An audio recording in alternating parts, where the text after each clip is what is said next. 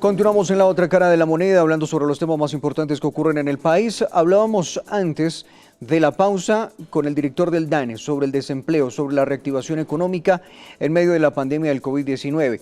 Pero evidentemente, a pesar de la reactivación económica y de abrir muchos más sectores, eso también implica un riesgo para la salud de quienes están saliendo a laborar, de los sectores que pudieron abrir y de los trabajadores que se encuentran en este momento frente a la pandemia de COVID-19. Por eso vamos a hablar a esta hora y usted puede participar, numeral COVID-19 en Colombia, con ese numeral va a poder participar. Vamos a hablar con Lina Triana, presidente de la Asociación Colombiana de Sociedades Científicas. Doctora Triana, gracias por acompañarnos a esta hora. Bueno, buenas noches y muchas gracias a ustedes por el espacio en el día de hoy.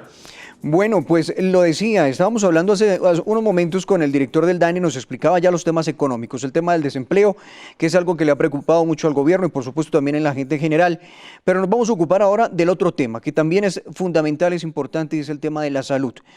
¿Cuál es la evaluación que ustedes hacen en este momento de cómo está la situación del COVID-19 en el país en medio de toda esta reapertura? Bueno, definitivamente con los tiempos que tuvimos, los días que estuvimos con cuarentena, y fuimos logrando ir cada vez más corriendo el famoso pico que ha llegado a todos los países donde este COVID ha llegado. Este tiempo nos dio tiempo, que pena la redundancia, para podernos preparar.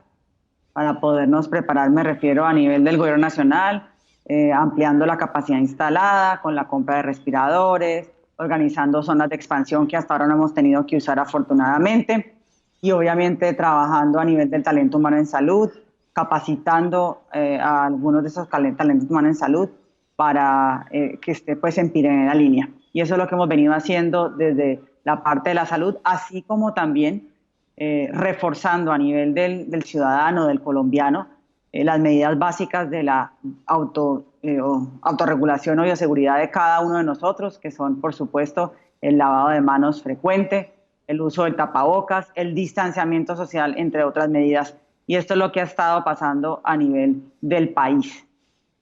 Obviamente, hoy, ¿qué vemos hoy? Hoy vemos un panorama un poco más preocupante, porque definitivamente, si bien aumentamos el número de camas de unidad de cuidado intensivo, no podemos aumentarlas infinitamente. El gobierno habló de unos números, de unas camas que logró ampliar y hasta ahí no llegan. Sin embargo, con la reapertura de los sectores económicos, aunque se ha hecho de manera escalonada, de todas maneras vemos un aumento, un ascenso claro en el número de enfermos que necesitan atención, y vemos cómo las estadísticas muestran que se están acabando las camas de la unidad de cuidado intensivo en algunas ciudades del país. La pregunta del millón es: ¿qué hacemos? Nosotros como médicos, como profesionales de la salud, queremos salvar la mayor cantidad de vidas. Y salvar la mayor cantidad de vidas, pues uno pensaría que lo correcto sería hacer nuevamente un aislamiento obligatorio. ¿Para qué? Para, como ya sabemos, disminuir el contagio, que fue lo que vimos en estos 3 meses o más de 100 días de cuarentena. Sin embargo, me imagino todo lo que se habló a nivel del DANE, el desempleo, lo que usted me dice, la gente necesita trabajar. El gobierno quiere reactivar la economía. La pregunta es, los colombianos estamos, digámoslo, conscientes de la decisión y las responsabilidades que estamos asumiendo, porque es que muchas veces pensamos que es que, digámoslo, ya el COVID se resolvió en nuestro país. No, está claro que estamos en un momento de ascenso vertical, donde se están llenando las unidades de cuidado intensivo. Entonces la pregunta es, ¿estamos los colombianos puestos a empoderarnos de la decisión de sigamos adelante, abramos economía? No importa, pero el no importa de qué va acompañado. El no importa va acompañado de que se están llenando las unidades de cuidado intensivo. Puede ser que mañana mi ser querido, mi papá, mi mamá, yo misma tenga que requerir atención, y adivinen qué, no va a haber disponibilidad de camas ni para mí ni para mi familia. Y eso es lo que tenemos que saber cada uno de los colombianos para tomar una decisión certera, a conciencia, como se dice. Claro, no, y creo que tiene usted toda la razón también en ese punto. ¿Ve usted necesario un nuevo aislamiento obligatorio, como lo ha planteado la alcaldesa Claudia López aquí en Bogotá? Ya el presidente lo descartó y el fiscal ni se dijo. Sí, sí, el fiscal todos sabemos que fueron unas palabras desafortunadas que vinieron pues obviamente desde el Estado, en representación del fiscal nacional de la Nación. Es claro lo que usted dice, el gobierno está listo para continuar en favor de abrir la economía. Entonces muchas veces me hacen la pregunta, doctora, entonces ¿qué hacemos? ¿Salvamos la salud o salvamos la economía? Yo digo que siempre las comparaciones son malas, no llevan a ninguna, digámoslo, fructífero. Todo tiene su lado positivo y su lado negativo, y nada es blanco y negro. Repito, si usted le pregunta a una persona que está salvando vidas a un médico, pues ¿qué quiere ese médico? Que lleguen la menor cantidad de pacientes al tiempo al hospital para tener más chance de tratarlos y de salvarlos. Es apenas lógico. Pero obviamente esto implicaría nuevamente entrar en un aislamiento obligatorio. La pregunta es, ¿los colombianos están dispuestos a eso? Uno oye mucho que el colombiano está harto, está aburrido, quiere ir a la calle, ¿cómo así? Necesitamos trabajar, es que no nos dejan. Bueno, si esa es la decisión del colombiano, quiero repetirlo cuantas veces sea necesario porque necesito que la gente tenga claro que si esa es la decisión mía como ciudadano, que yo quiero seguir saliendo a la calle y aperturando los sectores que puede ser que necesite trabajar. Además, tengo que ser consciente de que puede ser que yo mañana me enferme y no me puedan tratar, no haya una cama disponible. Si yo estoy dispuesto a asumir eso, vamos a continuar aperturando. Pero si yo en verdad quiero salvar vidas, pues es apenas lógico que necesitamos frenar el contagio exponencial y una de esas medidas es aislamiento. Ojo que no es la única, porque tenemos que tener más medidas, como por ejemplo, vivir en el nuevo normal. ¿Qué es el nuevo normal? Que cada uno de nosotros se responsabilice de nuestra bioseguridad, que usemos el tapabocas, el distanciamiento social, el lavado de manos. Eso no se nos puede olvidar ahora que vamos a salir a la calle, hay que intensificarlo. Tenemos que autorregularnos, ¿y esa palabra qué quiere decir? Yo tengo que estar todo el tiempo consciente de que tengo que vivir un nuevo normal. ¿Cómo me comporto? ¿Qué toco? ¿Cuándo me lavo la mano? Si se me acerca alguien, vamos a tomar dos pasos. Si está sin tapabocas, debo decirle, hombre, póngase el tapabocas bien, de una manera respetuosa. Pero ahora si yo estoy en la calle y no ando con tapabocas y alguien me lo dice, no es que yo me vaya a poner brava.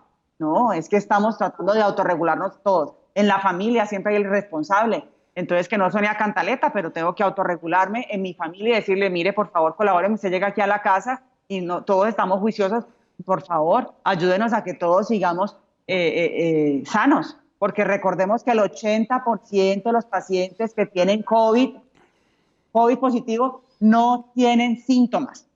¿Sí? Entonces, y otra cosa importantísima que no se nos puede olvidar, que el gobierno, porque muchas veces uno dice, no, es que es responsabilidad del ciudadano colombiano. No, no, no, no, no. También es responsabilidad de nuestro gobierno nacional, del Estado. A ver, clara la responsabilidad del Estado que dé todas las garantías para que se puedan dar esas medidas de bioseguridad.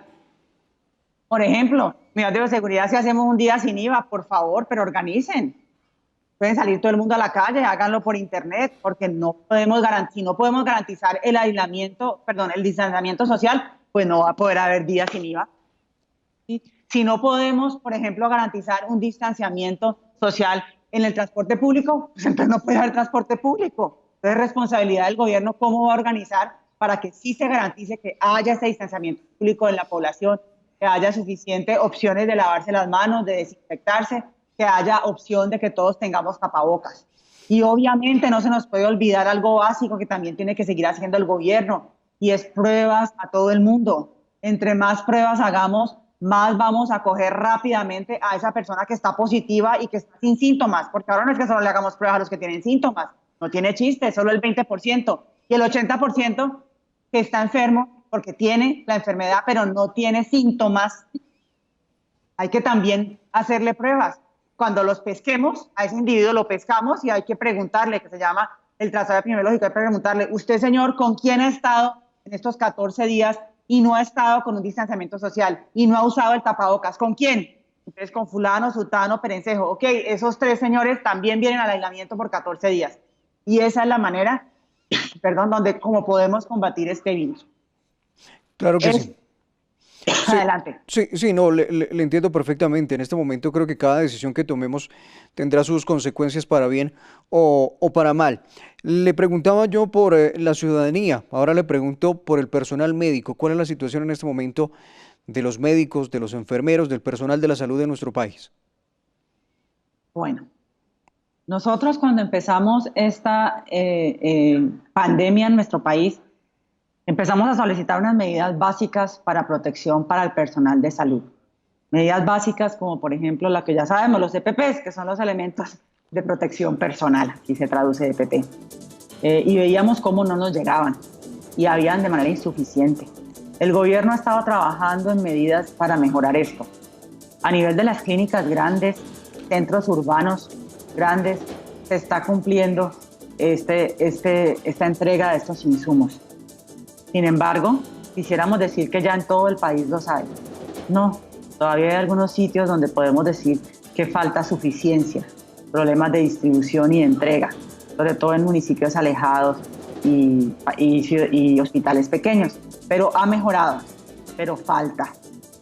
Cosas como, por ejemplo, que se habían hablado a nivel de un pago que se llamaba bonificación.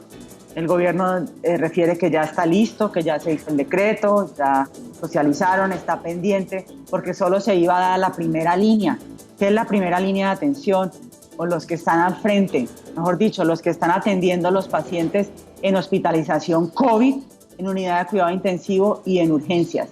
Pero ¿qué pasa con todo el resto del talento humano en salud?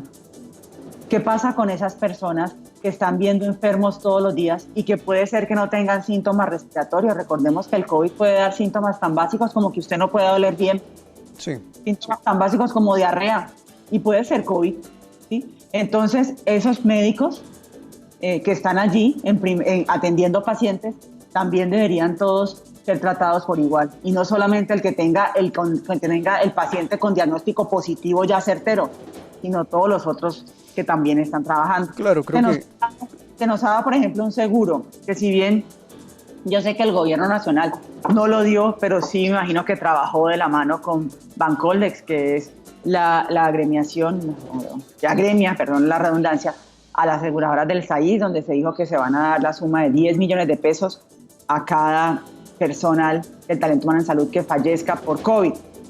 Uno diría, bueno, muchos de nosotros decimos, pero 10 millones de pesos, ¿qué es? ¿Qué es para una ciudad con hijos, con universidades? Eso no es nada. 10 millones de pesos una sola vez. Eso no es nada comparado con la persona que entregó su vida.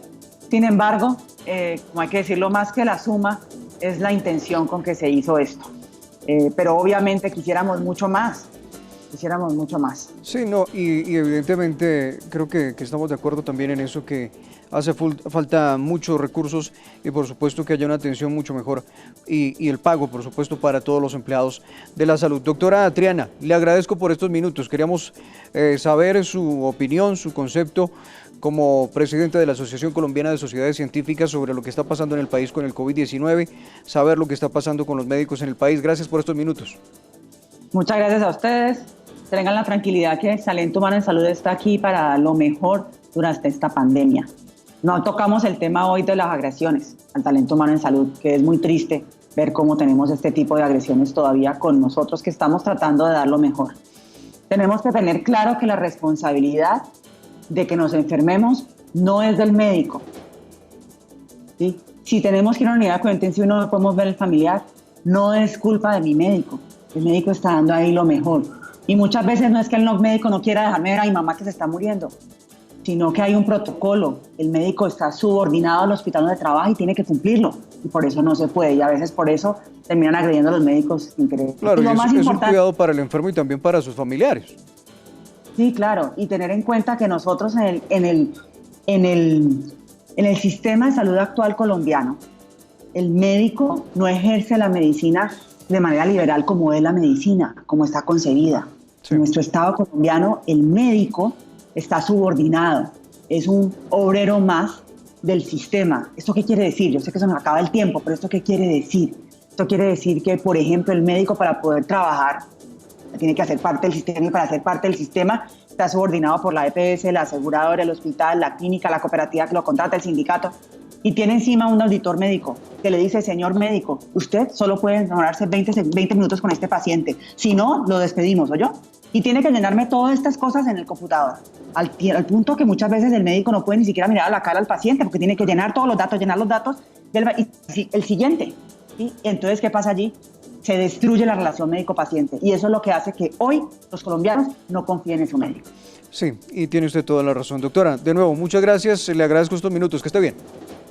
Muchas gracias por ustedes, por estos espacios para educar a los colombianos. Gracias. Claro que sí, que esté bien. Escuchaban ustedes a Lina Triana, presidenta de la Asociación Colombiana de Sociedades Científicas.